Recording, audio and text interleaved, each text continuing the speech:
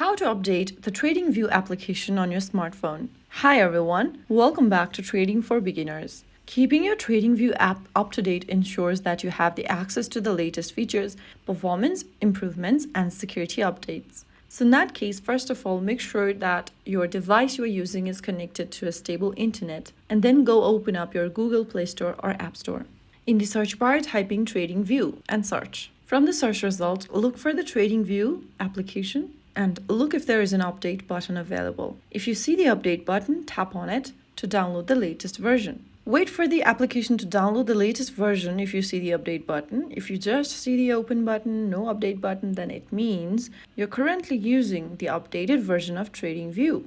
Go ahead and tap on the update button, and once the update is completed, tap on open and you have successfully updated the TradingView app. Keeping the app updated helps ensure you get the latest features, bug fixes, and the best possible experience while tracking the markets.